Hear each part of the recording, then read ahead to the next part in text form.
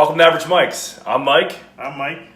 On here, you're going to watch some home improvement projects and some automobile how-to videos and some longer-term projects that we plan to take on. An average person can take on, yeah. So we're going to break it down pretty simple. You'll see it. We'll give you step-by-step instructions. Be fairly simple for anybody else to repeat what we do. We're not the professionals. We're average people. We're just doing what we want to do to improve our house, fix our automobiles, and whatever hobby projects our kids or our wives tell us to do. Right. So, rolling out, I have a project that I did a GMC Acadia spark plug replacement and with a coil pack. I'm putting two headrests in a 2018 Ford Explorer. Headrest monitors. Yeah, and so the longer term project things, you're going to see something like me correcting and finishing my movie room, running the electric for it, running the wires for the lighting, setting up the projector, and then rolling into a bathroom project where I'm installing a SaniFlow basement projector so I can get it to eject up, and then a sink, a toilet, and a shower stall.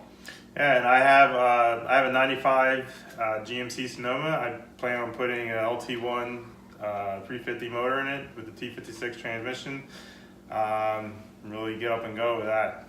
It's going to be quick. Yeah, it'd be cool. And I also have a C2HX that I want to completely get it running. It's in shambles right now. We'll drag it out, get it running, but then take it all back apart, get it painted. Get it out in the water. Yeah. Should be fun. You also see an arcade gaming project that Mike's working on, where he's building an arcade game in a house set up through computer style. We'll show you how to do that as well. All right, so the first video you'll probably come across here on Average Mike is in addition to our 2018 Ford Explorer.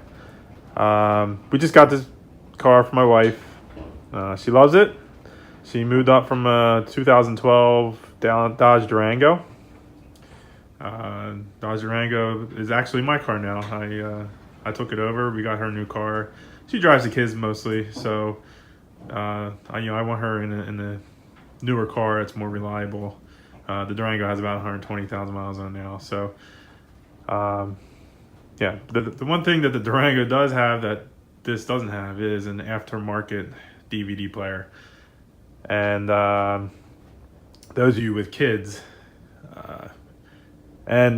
that make long trips like we do, we tend to drive a lot, go to long places, hour or so away. Kids can be a little impatient. We'll call it that, a little impatient. So we got to keep them entertained. And one of the things that Durango had was a overhead DVD player. And this car did not come factory with an overhead DVD player or any DVD player. Neither did the Durango. That was an aftermarket edition, and I plan on doing that to this as well. And I'll show you real quick. The one problem that we have here is that the Explorer has the dual sunroofs. So I don't want to. The glass goes from the front to the back, even though there's a center piece there for the headliner. I don't want to mount a DVD player to that. Actually, the one in Durango, it's not here right now, but I could show you. Maybe I'll add a clip into it. But the one in Durango is kind of hanging because the TV's a little too big, and I didn't install it. I had a place to install it. I bought the DVD player, gave it to them, they installed it for me. And they had said when they installed it that I bought something maybe a little too big, and I might have issues with it. But and I do a little bit. It's been fine. It just isn't flush up with the headliner. It pulls the headliner down a little bit. But yeah, so what I ended up doing was buying some headrest DVD players, and I'll show you them in the next video when I start installing those. But I plan on putting two screens in each, or one screen in each headrest, and we'll go through the how to put them in, run the wires down, get them powered, get them connected, and see the final result. Otherwise, anybody interested in an Explorer, we are very happy with it. We've had it now for about a month or two. She loves it. It's good. I do have some little quirks. Maybe I'll make a video about that, but for now, yeah, that's it. So Mike from Average Mike's here. We're gonna do a job for one of the first videos on the site. You're gonna see. Well, one of the projects we're done anyway is the 2012 Acadias spark plug replacement. I also did the coil pack for cylinder 6, which is the front right cylinder of the end. It's a 6-cylinder engine. It's been a great car so far. It's got 140,000 miles on it. The job took a little over an hour and a half, I would say. It wasn't too bad. You'll see it on the video. I got it, pretty good shots. I got a couple different angles and views.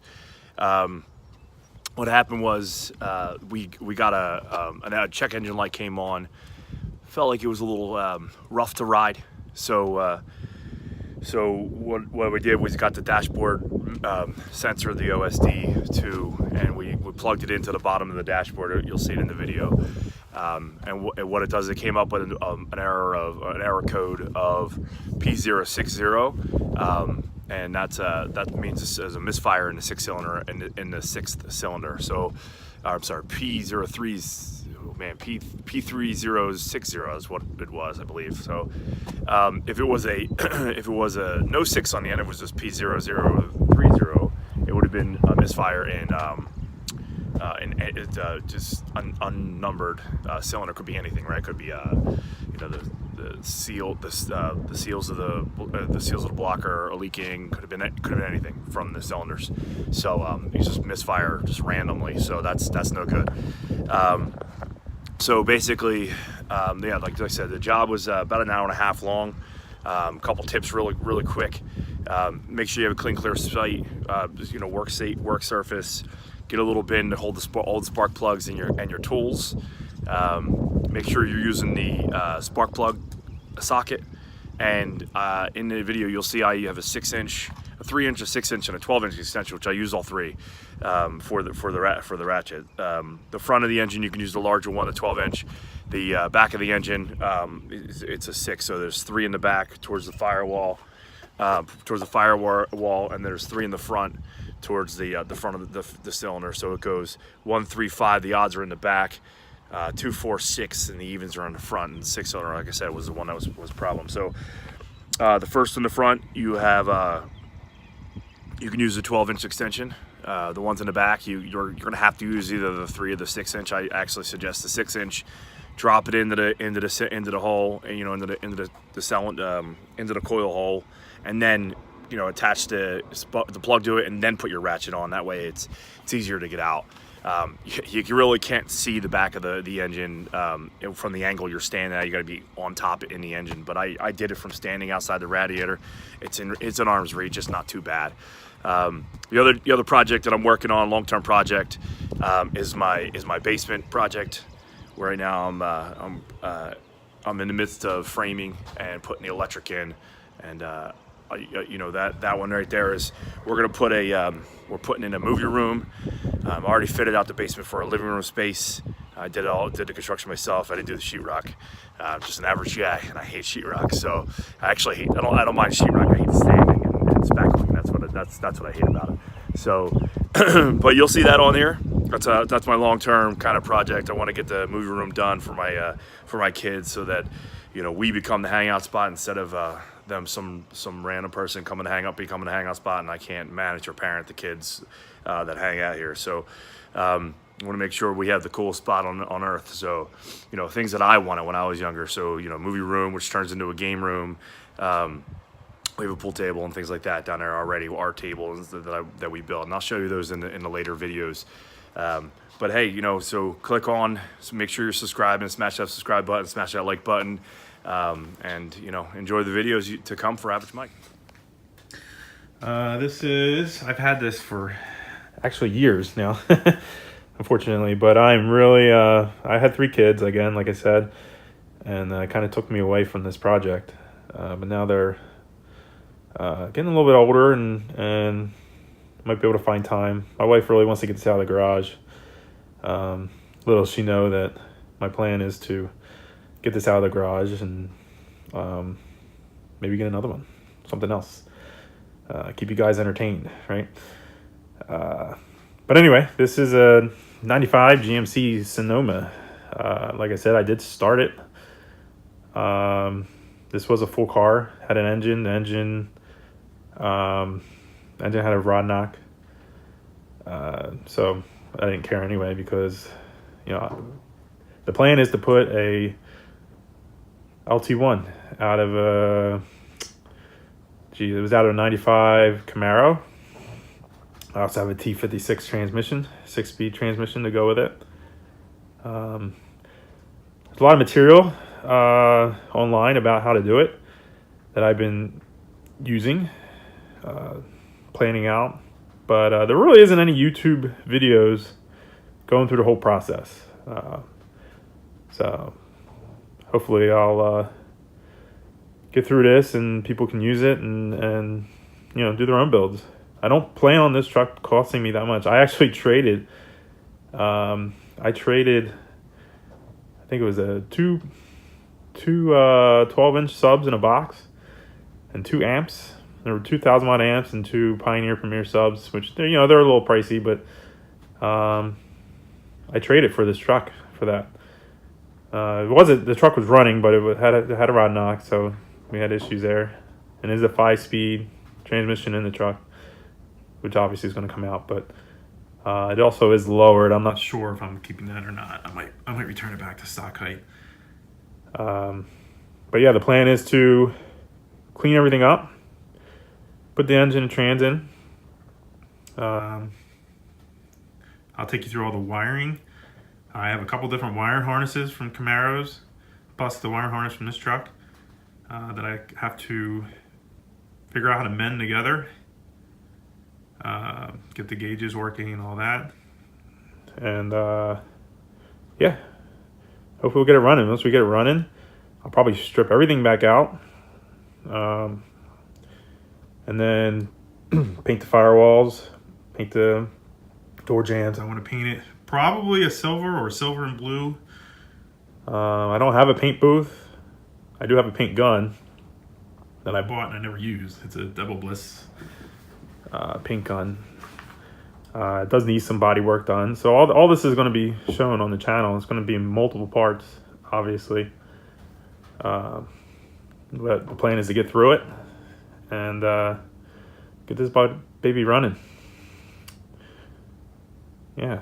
I do, if you notice here, one of the things when putting an LT1, you do have to notch the frame there for the air compressor for the car, for the engine. I do want to have air in this car, in the truck. I sweat a lot, so I don't want to be stuck in traffic on a hot day. I've had a car that didn't have air conditioner on a hot day, and it's not fun. So if you don't care about air conditioning, you just want to, track car or something like that, you don't have to do that notch. It actually, there's mount kits, and as long as you don't have the AC compressor there, you don't need that. But I plan to, so I had somebody weld that notch in the frame for me. He did a really nice job. That was done a while ago. But we have to clean. I want to clean all this frame up. Paint it. Again, mock everything up. Maybe get it running. And then rip everything back out. Rip everything out. Paint the firewall. Do it right.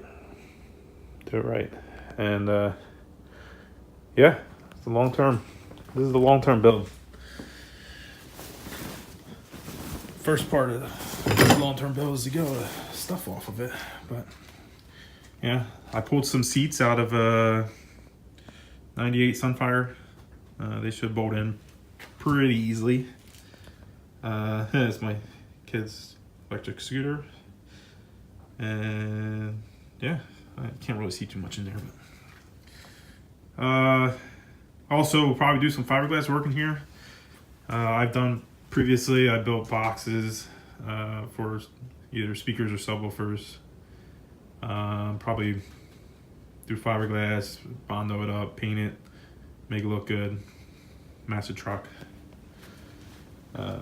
Yeah. That's about it for this. Again, you should be seeing this somewhat soon. You'll probably see the headrest first. The headrest install. Then this. I also have something else. Yeah, so on the channel, you're also going to see some really helpful tips for the average home improvers or do DIYers in the world. So we can. Well, we get little. You'll see me get frustrated. You'll see him get frustrated. We'll put that on the video because that's honesty, right? We want to make sure that you feel the pain that we're going through. But again, in the end, we want to make sure that everybody can do this home improvement project or DIY project at affordable costs. Also, guys, if you like what you see here with our logo and a nice t-shirt, we do plan on giving away a t-shirt with our logo on it for every 100 subscribers we hit, up to 1,000. Then we'll reevaluate what we're going to be doing. Yeah, so be the 100 subscriber that hits that like button, the subscription button. Blooper. All right. So after 100 subscribers. We're gonna the next video. Keep an eye out for the next video, and we will announce how to win a new T-shirt. Yes, sir.